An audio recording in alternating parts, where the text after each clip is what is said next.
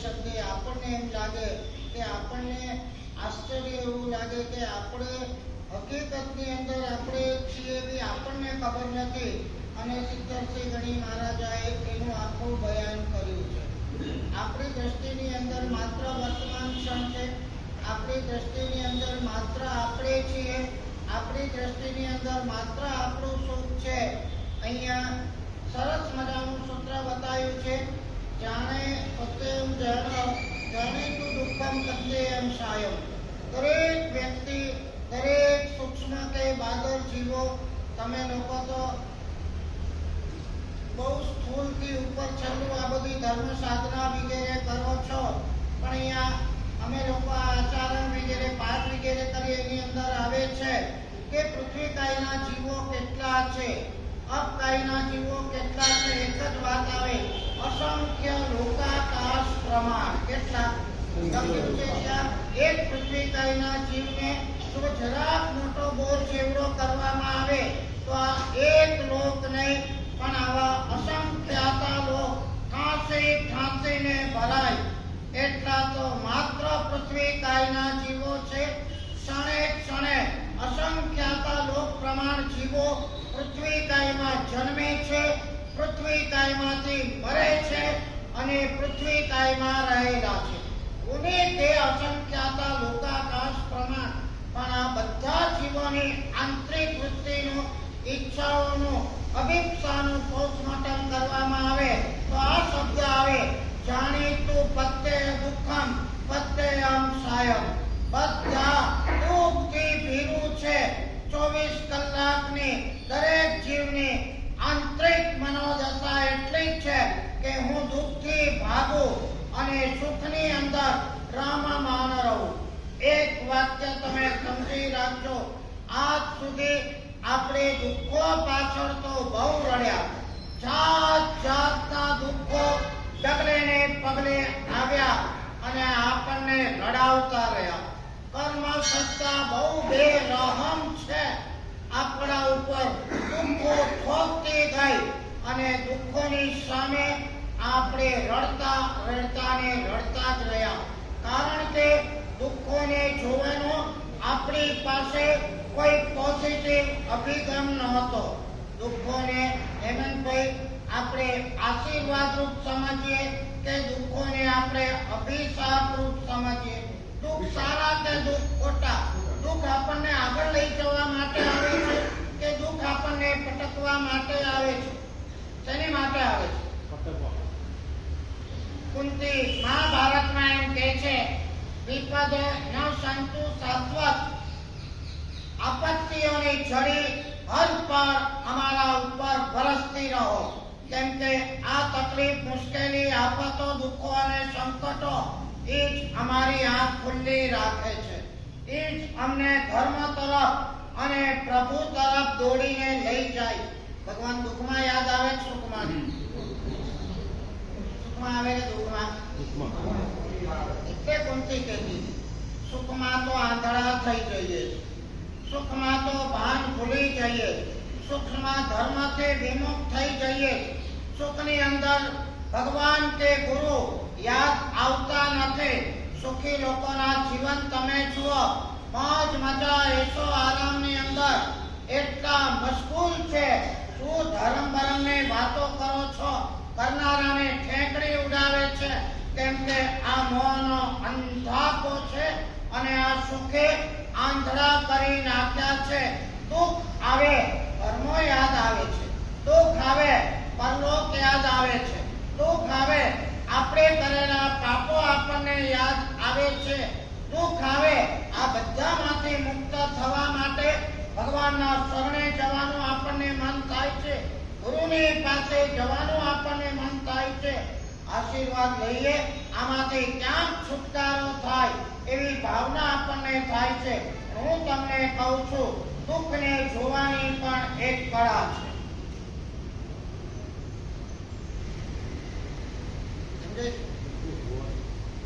દુઃખને negatively જોવાનું. બહુના કર્મ આવી પડ્યા, જાણે ભરી ગયા. દુઃખ સંસારનો સ્વભાવ છે. દુઃખ તો આવવાનું જ છે. દુઃખ આપણા જીવન ડગલે ને પગલે આવવાનું છે અને આપણે એનો સ્વીકાર જ કરવાનો છે. અંગ્રેજી કહેવત એક ઠેકાણે વાંચી હતી, ઇંગ્લિશ શબ્દો તો નથી યાદ, પણ જે વસ્તુ તમારા હાથની વાત ન હોય એને આંખ મીચીને તમે સ્વીકારી લેજો. જે વસ્તુમાં તમે કોઈ ફેરફાર ન કરી શકવાના હો એને આંખ મીચીને સ્વીકારી લેજો. જેની સામે તમે કોઈ પ્રતિકાર ન કરી શકવાના હો એને તમે આંખ મીચીને સ્વીકારી લેજો. આ સ્વીકાર ભાવ તમારા આત્માને શાંતિ આપશે, સમાધિ આપશે, સમાધાન આપશે. આવ્યું છે દુઃખ ભાઈ, કોઈએ આપ્યું છે એવું માનતા જ નહીં, આવ્યું છે, મારા કર્મથી જ આવ્યું છે અને એને હડસેલી શકાય એવું નથી. તેમ તે કર્મની દેન છે, મારા કરેલા કર્મની દેન છે. હવે આગળ વધીને આપણે વિચારવાનું છે કે એને મારે કઈ રીતે લેવું છે. દુઃખને તમે આશીર્વાદ રૂપે લેશો તો આ દુઃખ જ તમારા માટે વિકાસની સીડી બની જશે અને આ દુઃખને જો તમે અભિશાપ રૂપે લેશો તો આ દુઃખ તમારા માટે પતનને ખાઈ બની જશે. કોઈ પણ આગળ આવનારી, સિદ્ધિ પામનારી, શિખર પર ચડનારી વ્યક્તિ એના જીવનમાં તમે ડોક્યું કરશો તો તમને ખબર પડશે એ લોકો શક્તિથી આગળ નથી આવ્યા, બધી અનુકૂળતાથી આગળ નથી આવ્યા, બધા સંયોગો પોઝિટિવ હતા માટે આગળ નથી આવ્યા. ટુ ધ પોઈન્ટ સમજો. મોટા ભાગના આધ્યાત્મિક દુનિયા હોય કે ભૌતિક દુનિયા હોય એની અંદર કોઈ પણ ક્ષેત્રમાં સિદ્ધિના શિખરે પહોંચેલી વ્યક્તિ એના પાસ્ટનું પોસ્ટમોર્ટમ કરશો તો તમને ખબર પડશે કે આ સિદ્ધિના બીજ એમના દુઃખોમાં, તકલીફોમાં, આફતમાં અને મુશ્કેલીમાં હતા. સુખ, સુવિધા, સગવડ તો માણસને શિથિલ કરી મૂકે છે અને માણસના સત્વને હણી નાખે છે. દુઃખ એને તમે પોઝિટિવ લઈ લીધું તો તમારા જીવનમાં હિંમત વધશે, ધીરજ વધશે, સાહસ વધશે અને એનાથી તમારો પોઝિટિવ પુરુષાર્થ પણ વધશે. આવે ભાઈ, જીવન છે તો દુઃખો આવવાના છે, પણ એને તમે કઈ રીતે જુઓ છો એ અભિગમ ઉપર તમારે આગળ વધવાનું. તમે જો હેરાન થઈ ગયા, તમે દુખી થઈ ગયા, નાસીપાસ તમે થઈ ગયા તો આ દુઃખ તમને દબાવી તમે ઊંચા જ નહીં આવી શકો. કહેવત છે અંગ્રેજીમાં, બ્લેસિંગ ઇન ડિસ્ગ્રેસ. તમારી પાસે દુઃખો, તકલીફો આવી છે, તમે સમજો કે આ મારા માટે આશીર્વાદ રૂપ છે, આશીર્વાદ રૂપ થવાની છે. એક ઠેકાણે કહેલું પણ છે, ભગવાન છે ને સમજીને અમુક વ્યક્તિને જ વિશેષ દુઃખો આપે છે. ભગવાન સમજીને અમુક વ્યક્તિને વિશેષ દુઃખો આપે છે. સમજીને એટલે આ સહન કરેવો છે માટે એને જ આપો, આને મારે આગળ લાવવાનો છે માટે એના પર દુઃખની જડી વરસાવો. આ જો થિંકિંગ હોય ને તો સમજી લેવાનું કે દુઃખ આવે ત્યારે ભગવાનનો પાર માનવાનું મન થાય કે ભગવાને આના માટે મને પસંદ કર્યો, એ મારું બહુ મોટું સૌભાગ્ય છે. આની પાછળ ભગવાનની પણ મારા માટેની કોઈ હિત બુદ્ધિ અને આગળ વધારવાની દ્રષ્ટિ હશે. ફોરેનમાં રાબિયા નામની ફિલોસોફર થઈ ગઈ, બંને આંખ એની જતી રહી, આંગળી થઈ ગઈ. લાખ ઉપકાર માન્યા ભગવાનના કે ભગવાન તે મારી બંને આંખ લઈ લીધી ને બહુ સારું કર્યું. કદાચ મારા બદલે બીજાની બંને આંખ લઈ લીધી હોત, બે બાપડો થઈ જાત, ઊંચો નીચો થઈ જાત અને તને ગાળાગાળી કરત, પણ તે મારી લીધી, સમજીને મારી આંખ લીધી છે. કારણ કે હું પોઝિટિવ છું અને મને હવે એમ થાય છે આજ સુધી બહારનું ખૂબ જોયું, ભગવાન તે હવે મને અંદરનું જોવાની સરસ મજાની તક આપી છે. Blessings in disgrace. બધા જ દુઃખોને આશીર્વાદ રૂપ માનો, બધા જ દુઃખોને વિકાસની સીડી માનો, બધા જ દુઃખોને સાહસ, હિંમત અને ધીરજ એને પ્રમોટ કરવાનો એક સરસ મજાનું નિમિત્ત તમે માનો, તો તમે બિલીવ નહીં કરો કે આ દુઃખ તમને એકદમ આગળ વધારી મૂકશે. રાબિયા માટે લખ્યું છે અને સંતની ઉપમા આપી દીધી કે એના જમણવારમાં કદાચ એના ઘૂંટણિયા આખા જીવતે જીવતા કાપી નાખે કે આંખ જતી રહે, અને છતાં પણ એની શાંતિ, સમાધિ એની અંદર ક્યાંય ઊની આંચ ના આવે, કેમ કે દ્રષ્ટિને એટલી સકારાત્મક કેળવી હતી. જે થાય તે સારા માટે, જે થાય તે વ્યવસ્થિત, એવરીથિંગ ઇઝ ઇન ઓર્ડર. અને આપણે તો એટલા બધા છે, એમાં ભગવાને મને એકલાને દુઃખ આપ્યું. મને આપ્યું એ સારું કર્યું, બીજાને આપ્યું ના આપ્યું એ સારું કર્યું. ક્યારે આવશે દીપેશભાઈ આ થિંકિંગ, આ ઇમ્પ્લિમેન્ટેશન? અને આ નહીં આવે તો આપણે જીવનમાં ક્યાંય સમાધિ આપણે ઊભી નહીં કરી શકીએ. દુઃખને જોવાનો પણ એક અભિગમ છે, દુઃખને જોવાની પણ એક કળા છે, દુઃખને જોવાની પણ એક દ્રષ્ટિકોણ છે. એને તમે વેલકમ કરો, એને તમે સ્વાગત કરો, આપણે જ કરેલા છે, સ્વીકાર કરો ને વધાવો, તો એ દુઃખ તમને ક્યારેય દુઃખી નહીં કરી શકે. અમારા ગુરુજી કહેતા હતા કે ભણવામાં બહુ હોશિયાર હતા, અને એમાં પણ ગણિતમાં એમના જેવો જોટો કોઈનો નહીં પહેલેથી. તો હું એટલે ગણિતમાં ડબ્બામાં ડબ્બો, ગણિત આવે એટલે માથું ફરી જાય, અને સાહેબ એટલે માસ્ટરમાં માસ્ટર. વર્ગ હોય, ઘન હોય, ક્યુબ હોય, 10 આંકડા હોય, 15 આંકડા હોય, બધાનો એટલો શોખ કે આખી રાત જાગી જાગીને જાતે ફોર્મ્યુલા બનાવે, ઘરે નહીં, જાતે બનાવે. શોર્ટ ટેસ્ટમાં એકદમ શોર્ટમાં ફોર્મ્યુલા બનાવી દે કે મોટા મોટા મેથેમેટિક્સના ખેડકાઓ પણ આંગળા નાખી જાય. હું કહીશ તો તમને અતિશયોક્તિ લાગે, પણ હું અતિરેક ક્યારેય કરતો નથી. જે છે કહું છું, કદાચ કોમ્પ્યુટર કેલ્ક્યુલેટર જવાબ આપે ને એની પહેલા સાહેબ જવાબ લખી નાખે, મોટા મોટા આંકડાઓ. આવું અમે અમારી નજરે જોયું. આટલા ખેડખા, આટલા હોશિયાર, અને છેક બીએસસીમાં આયા. નરેન્દ્ર મોદીને જેમ વધુ પડતો આત્મવિશ્વાસ હતો, અબકી બાર 400 પાર, અબકી બાર મોદી સરકાર, એમ અમારા ગુરુ મહારાજને એમના શબ્દોમાં જ કહું છું કે મને પણ આત્મવિશ્વાસ એવો હતો કે આપણે તો હોશિયાર છીએ, એકદમ સ્કોલર છીએ. કોઈ પણ વાતનો ન તો વધારે પડતો આત્મવિશ્વાસ કરતા કરજો કે ન તો વધારે પડતો અહંકાર કરજો.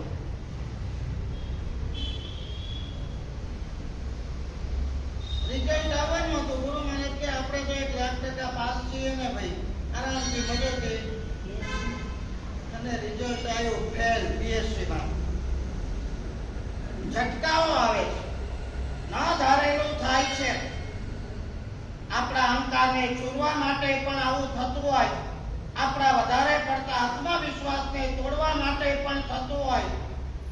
આ ઉગડીને મોદી સાહેબની હવે ન રહેવાય વધારે પડતા આત્મવિશ્વાસમાં, ન રહેવાય વધારે પડતા અહંકારની અંદર, ન કરાય આપણી જ વ્યક્તિના કોઈ ઉપેક્ષાઓ. એક નાનામાં નાની વ્યક્તિ પણ આપણી જીતમાં પણ કારણ બને છે અને આપણી હારમાં પણ કારણ બને છે. નાના માણસની ઉપેક્ષા પણ ક્યારેય કરવી નહીં. ક્યારેય કયો નાનામાં નાનો માણસ પણ આપણને ઉપયોગી થાય કહેવાય નહીં, અને ક્યારે નાનામાં નાનો માણસ પણ આપણા મોતમાં કારણ બને કહેવાય નહીં.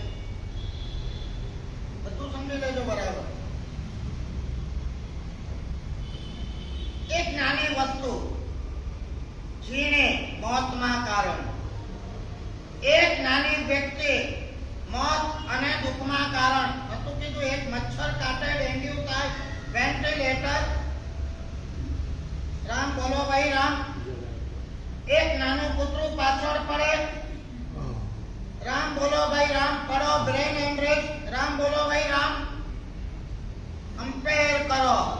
10,000 કરોડનો માલિક, એક મચ્છર કાફી છે. 10,000 કરોડના માલિકને ખતમ કરવા માટે એક નાના કૂતરાની દોડ કાફી છે. આ તો એક નિમિત્ત છે, સમજી લેજો.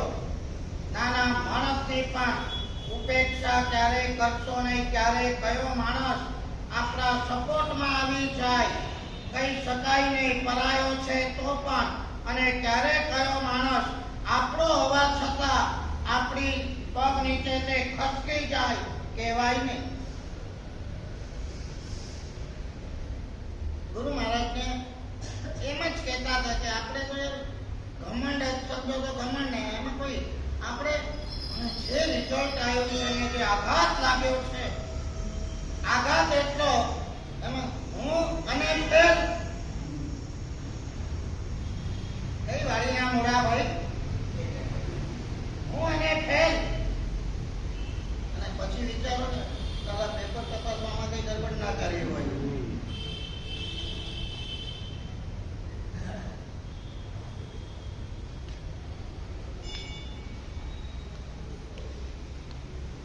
કુદરતનો તંત્ર, કુદરતના લો એન્ડ ઓર્ડર, યુનિવર્સલ લો કહું છું. અહીંયા તો બધું અગડમ બગડમ ચાલશે, ભ્રષ્ટાચારો ચાલશે, કમિશનો ચાલશે, બધું જ ચાલશે. બુદ્ધિથી, હોશિયારીથી, રૂપિયાથી, આવડતથી અને લાગવગથી ભયંકર ગુનાઓ કરીને તમે છૂટી શકશો. પણ ઉપરનો ગ્લોબલ લો એન્ડ ઓર્ડર છે, બહુ જ વ્યવસ્થિત છે. અંદરના આપણે જરાક જો અહંકારને લઈને પણ ઊંચા નીચા થયા છે, એ આપણને તરત બેસાડી દેશે. તમે બેસી જાઓ, નહીં તો મારે બેસાડવા પડશે.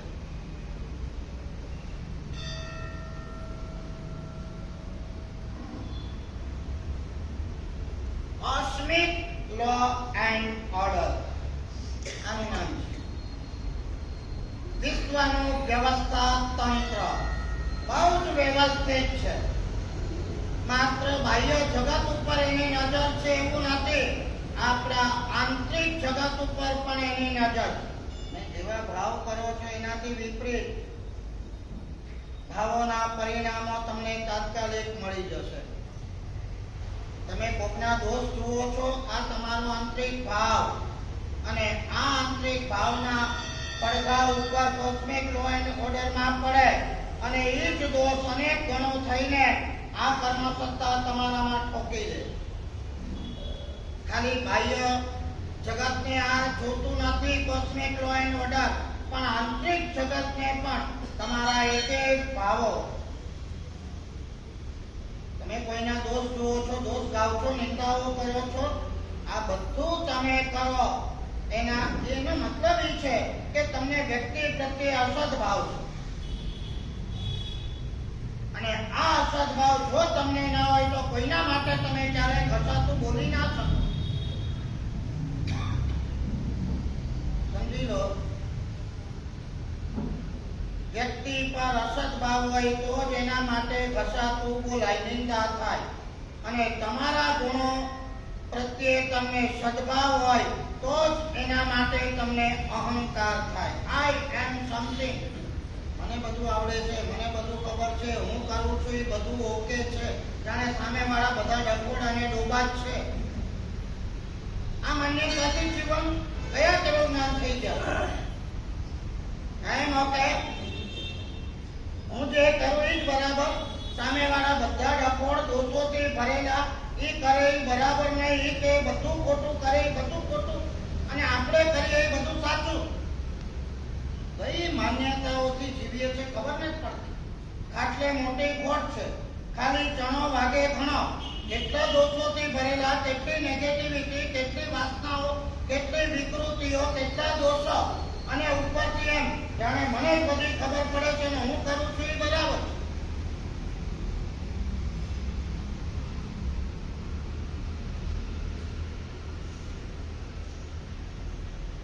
અંગ્રેજી વાક્યો વાંચ્યું હતું પણ યાદ નથી રહેતા, પણ હમણાં એક વાક્ય વાંચીને આવ્યો, સરસ મજાનું હતું. ગમે તેટલો ઊંચામાં ઊંચો સ્કોલર હોય પણ એ સાચો સ્કોલર ત્યારે જ કહેવાય કે જ્યારે એને એમ થાય આઈ નો નથિંગ. અંગ્રેજી વાક્ય કદાચ યાદ રહેશે તો કાલે વાંચીને કહીશ, પણ એનો ભાવાર્થ મારી સ્કોલરશીપ, તમારી વિદ્વત્તા, તમારું જ્ઞાન, તમારી સમજણ એનું માપદંડ એ નથી કે તમે આમ હું બધું જાણો છો, તને હું ભાન પડે, તારા કરતા વધારે દિવાળી જોઈ છે, મોટી ઉંમર છે, વધારે અનુભવ છે, બેસ્ટ. આ વિદ્વત્તા નથી. ગમે તેટલો ઊંચામાં ઊંચો સ્કોલર હોય એની વિદ્વત્તા, હોશિયારી એનું માપદંડ એ છે કે એને ઘર પર એને થવું જોઈએ આઈ નો નથી. હું કઈ જાણતો નથી અને હકીકત છે નથી જાણતા, એટલે તો આટલા રાગત વેસ્તી ભરેલા છે, એટલે તો અહીં બેઠા છીએ, એટલે તો આપણું પરિભ્રમણ ચાલે છે.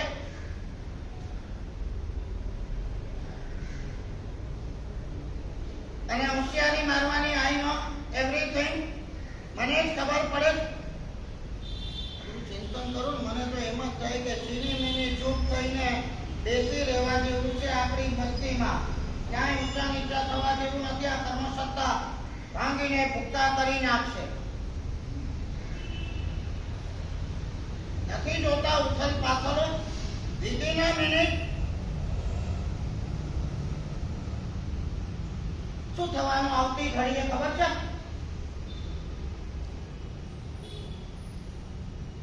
કાલે આયા હતા અમારે એક ભાઈને વાત કરી કે અમારા સુમેરપુરની અંદર આપણા જૈન સંઘના બહુ મોટા ટ્રસ્ટી, 2 છોકરા મુંબઈ રહે, ભાઈ અહીંયા એકલા, વાઈફ ઓફ થઈ ગયા હતા અને ગમે ત્યાંથી તમે કીધું ને એમ 40 લાખ રૂપિયા આયા હશે અને જાણ ભેગું વ્યક્તિ ઘરની આ તો 40 લાખ છે. 2-3 દિવસ પહેલા તમે છાપામાં જોયું હશે, માત્ર 30 રૂપિયા માટે. કેટલા? 30. રિક્ષાવાળા સાથે બોલ્યા 40, કાસળ કાઢી નાખ્યો, મોતને ઘાટ ઉતારી દીધો 30 રૂપિયા માટે. દેરાસર બનાવનારા એક કારીગરે અમારા એક મહારાજ સાહેબને જરા ક્યાંક બહુ ખરાબ થયો, રકઝક, આવેશમાં આવતા નહીં, રકઝક કરતા નહીં, તડાફડી કરતા નહીં, તમારા અહંકારને પોષવાના ધંધા કરતા નહીં. આવેશને ભલે 2 પળ હશે પણ એ 2 પળ વાતાવરણ માટે, તમારા માનસ માટે બહુ ખોફનાક છે.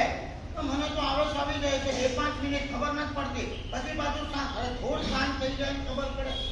એ 2 પળ જ સાચવવાની.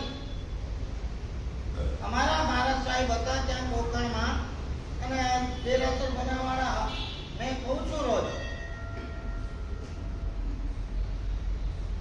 નાના માણસ સાથે કે હલકી વ્યક્તિ સાથે ક્યારે પણ પનારો પાડતા નહીં.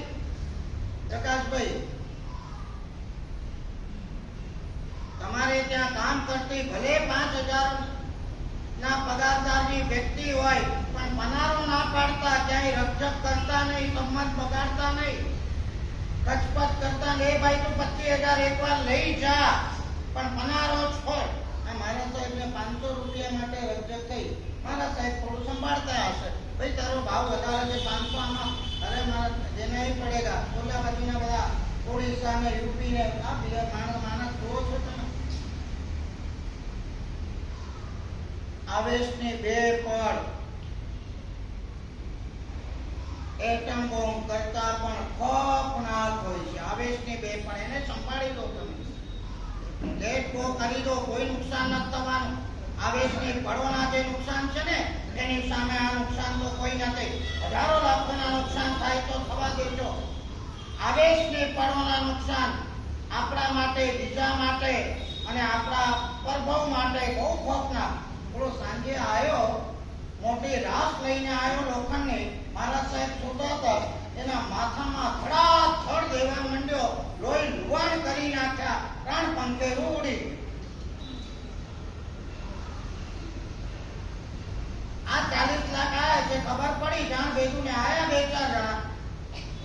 ડૂમો મારી દીધો, પતિ ગયો કે હવે સમય બહુ ખરાબ આવે છે.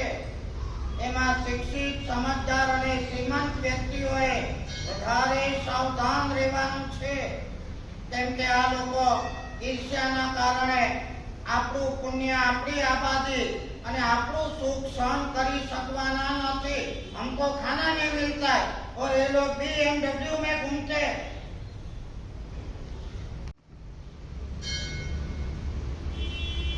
સૌથી વધારે જોખમ આપણી નિકટવર્તી વ્યક્તિઓથી અને આપણા નિકટવર્તી નાના વ્યક્તિઓથી આપણને છે.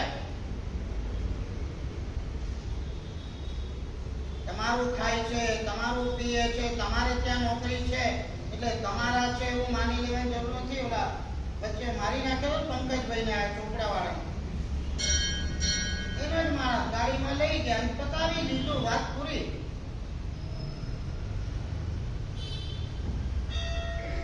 વાત આપણી ત્યાંથી નીકળી છે કે અમારા ગુરુજીને પણ થોડું ઘમંડ હતું.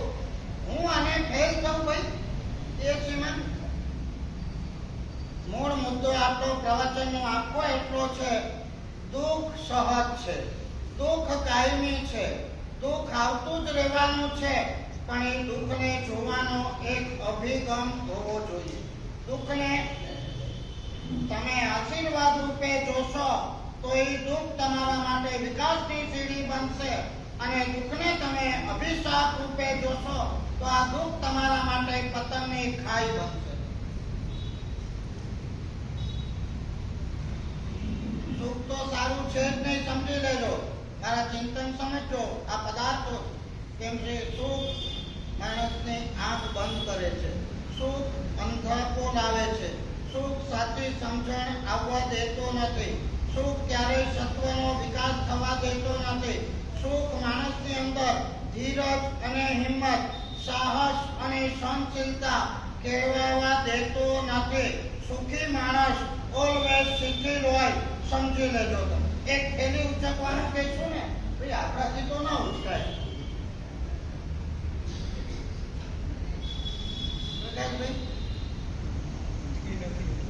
ખોટો ખરા નથી.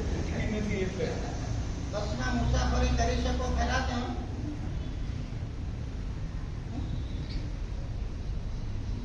વાલકેશ્વર ના ભાઈ હતા અમારા ભગત સાહેબ, રિલેશનમાં જ હતા. આમ આપણે તો જિંદગીમાં કોઈ દિવસ બસમાં બેઠા નથી અને બસમાં ફાવે જ નહીં આપણને. એનું ઘમંડ સમજો, એનું ગૌરવ સમજો, એનો અહમ સમજો, કે અમારી દ્રષ્ટિએ કરુણા સમજો. અનુકૂળતા છે, બધી પુણ્ય તે જ છે. ગાડીઓ મળે છે, એસી ગાડીઓ, પણ તમે એમ કહો કે હું બસમાં બેસું જ નહીં, બસમાં ફાવે જ નહીં. We should be ready for each and every circumstances. Live for the best, ready for the worst. જો તમે સારામાં સારી રીતે, પણ આવતીકાલ વર્સ્ટ કમ વર્સ્ટ આવવાની છે એવું સમજીને જીવો ભાઈ. મારાથી આ ન થાય, મારાથી સહન ન થાય, આપણે તો આ ફાવે જ નહીં. આ બધી બોલ બચ્ચન ખનું છે ને, કર્મસત્તા એક સેકન્ડમાં ધૂળ ચાટતા કરી દેશે. જ્યારે કચ્છના ભૂકંપો આયા ને ત્યારે ભલા રિયલ એસ્ટેટના માલિકો ત્રીજા દિવસે તમે જુઓ ને તો આ શેલ્ટર કેમ્પની અંદર એક નાનું કાગળનું પડીકું લઈને પૂરીને શાક માટે લાઈનમાં ઉભેલા. પેલા કે નહીં કદાચ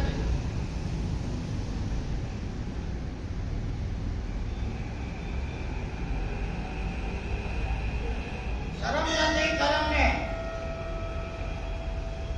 પુણ્યનો અહંકાર કરશો નહીં, પૈસાનો અહંકાર કરશો નહીં, શક્તિનો અહંકાર કરશો નહીં. આ બધું ક્ષણિક છે, આજે છે ને કાલે નથી. આ નથી તો પણ મારે આટલી જ મજાથી જીવવું છે, આવી તૈયારી સાથે આજે જીવજો.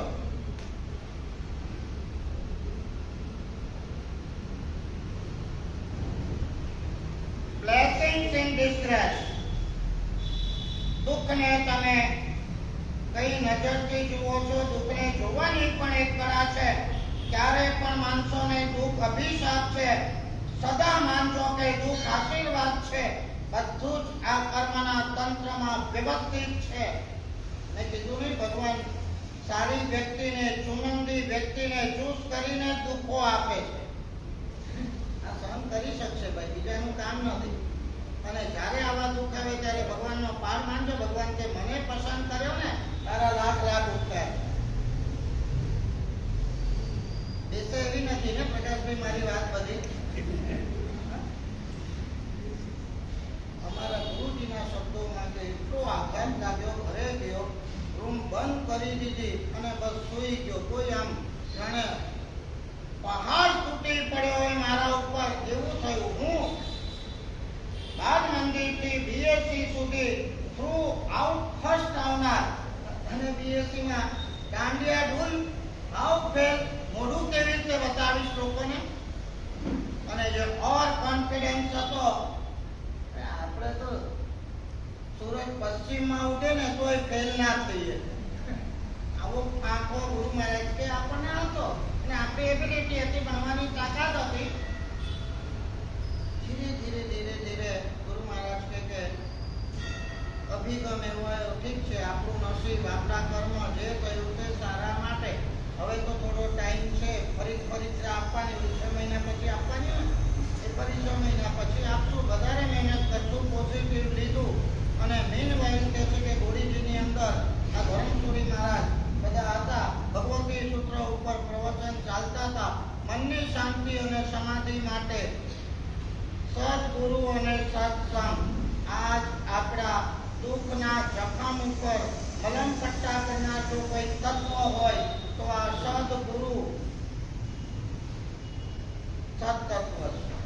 ગુરુ મહારાજ કે આ શાસ્ત્રોના વચન સદગુરુ પાસે ચાલો ભાઈ જઈશું તો કંઈક મનને શાંતિ થશે, મન કંઈક ડાયવર્ટ થશે, સાચું સમજવા મળશે, શાંતિને સમાધિ મળશે. થવાનું હતું તે થઈ ગયું. અહંકારના ચકનાચૂર થઈ ગયા. ત્યાં ગયો વ્યાખ્યાન સાંભળવા. ભગવતી સૂત્ર ઉપરના જબરજસ્ત કોટીના પ્રવચનો ચાલે, એમાં મન આખું ડાયવર્ટ થઈ ગયું. પછી તો પ્રેમસુરી મહારાજના સંપર્કમાં આવ્યા, ભુવન ભાનુસુરી મહારાજના સંપર્કમાં આવ્યા. આ બાજુ ખબર છે તમને કે બેન સાથે પ્રેમ પણ હતો, એ લાંબી હકીકત છે. પણ છતાં પણ એમને દીક્ષાના ભાવ થયા અને દીક્ષા લીધી. ગુરુદેવ એમ કહેતા હતા, પ્રકાશભાઈ, જો હું ફેલ થયો ન હોત તો આજે અહીંયા આચાર્ય પદે ન હોત. Blessings in disgrace. દુઃખને, આફતને, સંકટને, મુશ્કેલીને કઈ દ્રષ્ટિથી, કયા અભિગમથી તમે જુઓ છો એના ઉપર તમારા ફ્યુચરનો આધાર છે. આવે ને દુઃખો તો આવશે ભાઈ. અને આ તો એક બાહ્ય દુઃખોની વાત છે. અભ્યંતર દુઃખો પણ, કોઈ ડિફેમ કરે, કોઈ અપમાન કરે, કોઈ નિંદા કરે, કોઈ ઉતારી પાડે, કોઈ હેલ્પફેલ શબ્દો બોલે, કોઈ છે ખોટા આરોપ મૂકે આપણા ઉપર. પણ એક વાત સમજી રાખો, તમે નક્કી કરો મારે માત્ર ને માત્ર મૌન રાખીને સહન કરવું છે તો તમે મહાવીર બનવાના રસ્તે છો. તમારે તમારી સચ્ચાઈ પુરવાર કરવી હશે, તમારે સામનો કરવો છે, સામેવાળાને બેસાડી દેવો હશે. તમે સાચા છો, ચોખ્ખા છો, આવું બતાડી દેવું હશે તો સમજી રાખજો કે તમે મહાવીરના રસ્તે નથી. ગઈકાલનું વાક્ય તમને ખબર છે, જગતને જીતનારો કદાચ વીર હશે પણ જાતને જીતનારો મહાવીર છે. જાતને જીતવી એટલે આ છે, ગમે તેવા આળ, અપમાનો, બદનામીઓ ગમે તે હોય એને સહન કરવી. ઈચ્છાઓને જીતવી, કામનાઓને જીતવી, અપેક્ષાઓને જીતવી, આકાંક્ષાઓને જીતવી, વાસનાને, વિકારોને જીતવા. એનો મતલબ છે આપણી જાતને જીતવી. લોભને જીતવા એનું નામ છે જાતને જીતવી. અને જાતને જીતનારો મહાવીર બને છે. અને જાતને જીતવા માટે જે યોદ્ધો નીકળે છે એના માટે આપણા જૈન શાસનની અંદર આ દીક્ષાનો મહાન મહત્વ છે.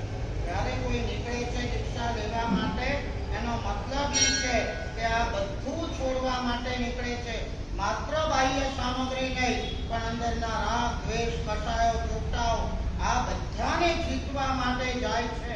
એટલે આપણે કહીએ છીએ આ મહાવીરના પંથે જાય છે. એને બોલવાથી નથી થતું. મહાવીરના પંથે જાય છે એનો મતલબ છે કે જાતને જીતવા માટે જાય છે. અને આપણે પણ આ જાતને જીતવાની છે. અહીંયા આચારામ સૂત્ર પણ એમ કહે છે, ખણમ જાણી હી પંડીએ, ભાઈ તું આ અવસરને ઓળખજે. તને જે તક મળી છે, તને જે સંયોગો મળ્યા છે, તને તારી પુણ્યાઈથી જે પણ મળ્યું છે એને તું જાણી લે, એને ઓળખી લે, એનો બરાબર સદુપયોગ કરી લે. એવો સદુપયોગ કર કે ફ્યુચરમાં એના ગુણાકારો થઈ અને આ સામગ્રીઓ સાધનાની આ સત્વ અને આ શુભ માનસિકતા બધું તને ગુણાકાર થઈને મળે. એવી રીતે તું ઓળખ. અને ક્ષણને ઓળખે છે તે પંડિત છે. રૂપિયાને ઢગલા કરે એ પંડિત નથી. બીજાને દબાવી દે એ પંડિત નથી. પોતાની બડાઈ હાથે પંડિત નથી. મોટા સત્તાના સૂત્રો હાંસલ કરી લે એ પંડિત કે હોશિયાર નથી. પણ પોતાને મળેલી પોઝિટિવ તકોને ઝડપી લે અને સાધી લે એ પંડિત છે. એ આપણી વિઝનમાં આપણે જોવાનું છે કે આપણામાં પાંડિત્ય કેટલું છે. આપણે સારા પ્રસંગોને, સારી તકોને, સારા ભાવોને કેવી રીતે કેપ્ચર કરીએ છીએ, ખોટા નબળા તત્વોને, નિમિત્તોને કેવી રીતે ડિલીટ કરીએ છીએ, એના ઉપરથી આપણું પાંડિત્ય નક્કી થતું હોય છે. આવું પાંડિત્ય કેવી રીતે આવે એ વિશેષ અધિકાર આવતી